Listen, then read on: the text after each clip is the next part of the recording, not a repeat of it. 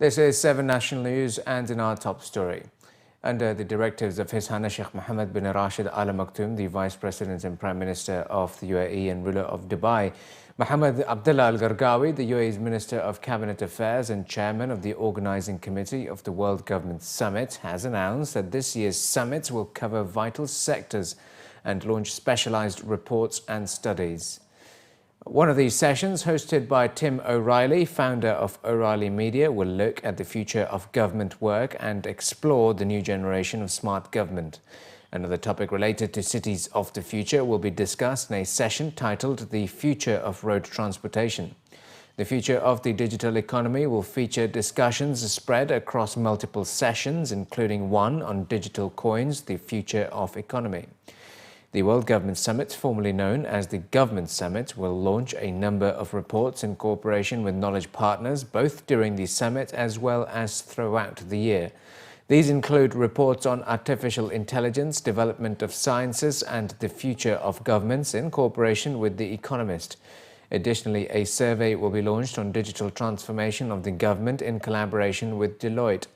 The summit, which will take place in Dubai in February, will also set the stage for several other events, including the Museum of the Future, which will focus on the robotics and artificial intelligence sector. The Mohammed bin Rashid Space Center today announced the completion of the final design of the KhalifaSat Engineering Model. At a press conference held in Dubai, representatives of the Space Center revealed that the completion of the critical design review of KhalifaSat includes the development of modules and subsystems and software upgrades within the satellite. According to the Space Center, the current stage is the penultimate step prior to the manufacturing of the flight model of KhalifaSat, and Emirati engineers will now plan to develop operational ground station programs that will manage all post-launch communication with the satellite. Commenting on the achievements so far, officials stressed that developing this satellite is a major milestone not only for the 68-strong KhalifaSat team of engineers, but also for the entire satellite manufacturing sector in the UAE, as this project was fully led and executed by Emirati engineers right from the start. We started DubaiSat 1 in 2006 and we're in 2016, so it's been 10 years. So after getting the know-how technology transfer of DubaiSat 1 and DubaiSat 2, we were able to manufacture our own satellite, or actually we're in the process of manufacturing our own satellite. So this, of course, should motivate every engineer, every other sectors in the country that UAE nationals can do it. And to prove something like 90% of the graduates involved in KhalifaSat are graduates of UAE universities. So this is something that, okay, maybe people might think, okay, building a satellite is rocket science, and we were scared when we were younger, it's rocket science, okay, what is this, what's that? But learning engineering in universities in the country or abroad, and just software engineering, mechanical engineering, mechatronics, electronics, electrical, and engineering course. You can always study those courses. Of course, come to us at MBRSC, of course, you're more than welcome. There's different entities also here where you can join and benefit the government, benefit the country, benefit the Islamic world and the Arab world. During the conference, officials highlighted that KhalifaSat is more advanced and innovative as compared to Dubai Satellite 1 and 2, which is equipped with a digital camera for better image resolution, making the job of exchanging data with various governmental bodies much more easier.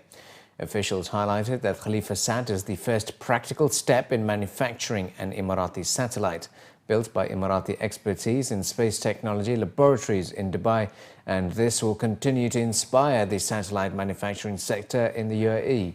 Readiness for the launch of KhalifaSat is planned for the second half of 2017, while the actual launch is planned for early 2018. KhalifaSat has a strong capability to be a very competitive satellite that provides very competitive services to the customers and the users in the UAE. We focus on satellite imagery, and the imagery of KhalifaSat will be at sub-meter resolution, which means we can really identify very high quality information from these images. And that enables the users to become innovative even in their own applications. So sometimes we do have a lot of discussion with our customers and users and how to utilize these images and how to extract specific information that would benefit them. And that we do it with our image processing team and image application team. We have a team that is dedicated to understand images and improve on them and extract information as per the requirement from the users. Two major Gulf carriers, Emirates and Etihad Airways, have just been named among the world's top 20 safest airlines for 2016. AirlineRatings.com, which regularly tracks 407 airlines, picked Australia's Qantas as the world's safest.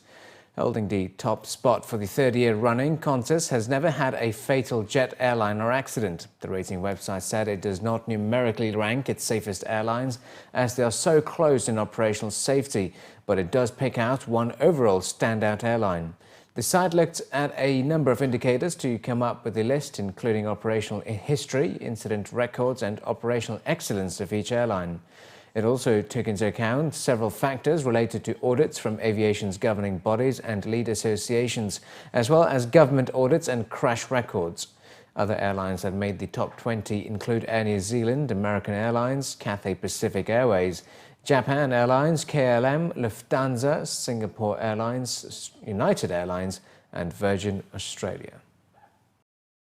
The UAE maintained its ranking as the world's top development aid donor for the second consecutive year with 18.36 billion dirhams worth of development assistance in 2014.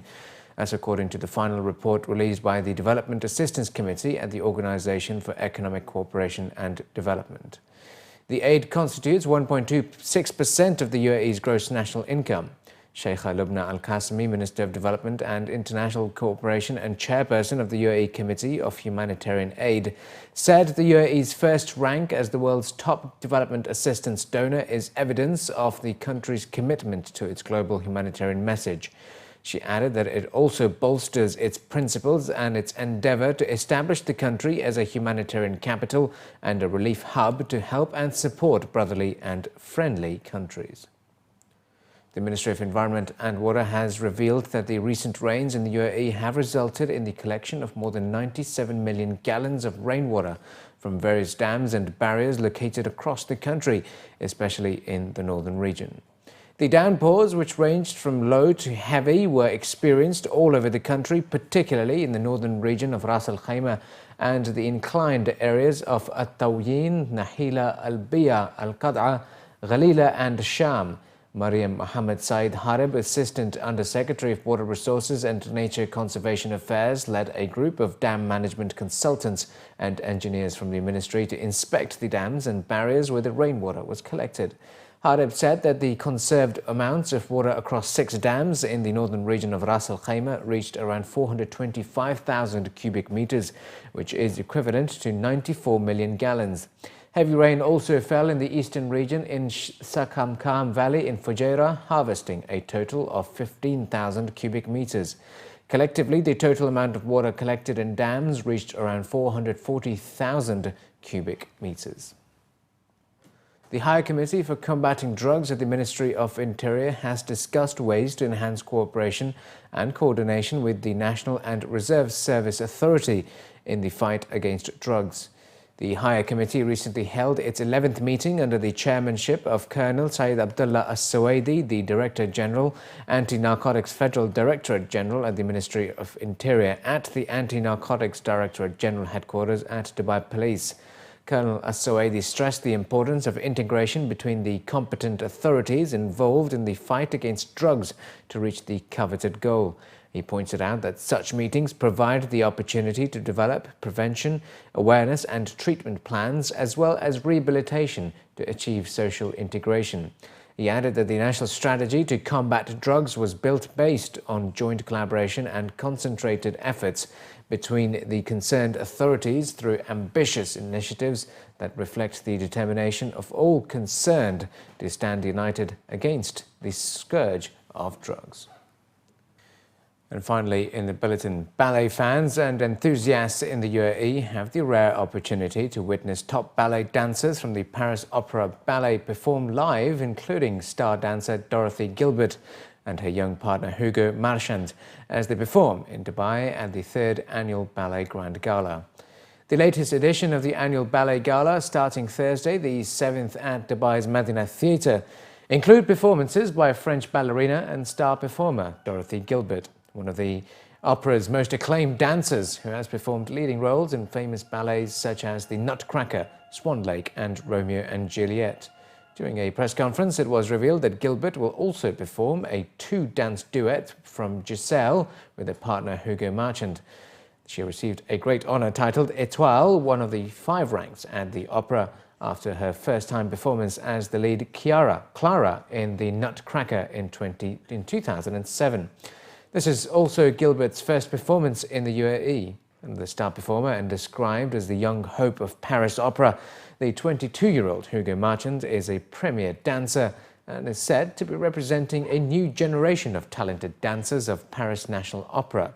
Some other performances during the gala include classical and modern ballets such as Les Corsards, Mi Favorita and In the Middle Somewhat Elevated.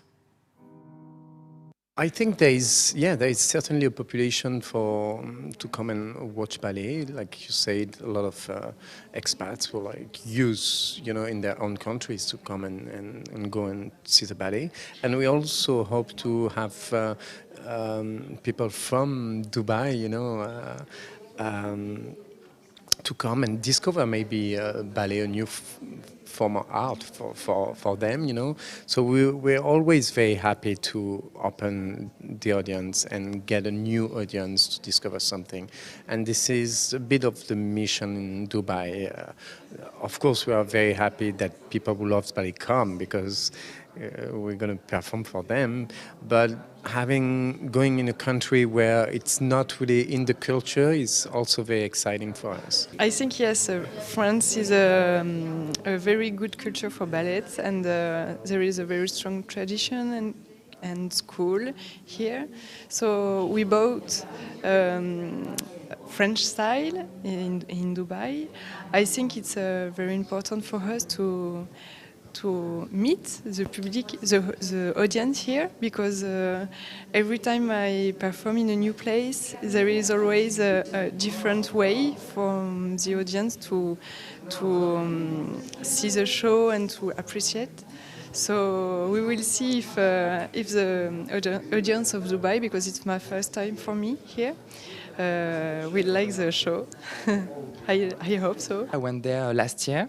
And I really enjoyed the whole atmosphere of the city, and I'm really happy to make people discover ballet in Dubai, because I think it's not very popular here, and I think it's really important to bring that here in Dubai. And well, actually in France it's winter, so here it's really warm and sunny, so it's really cool to come here. I'm really happy.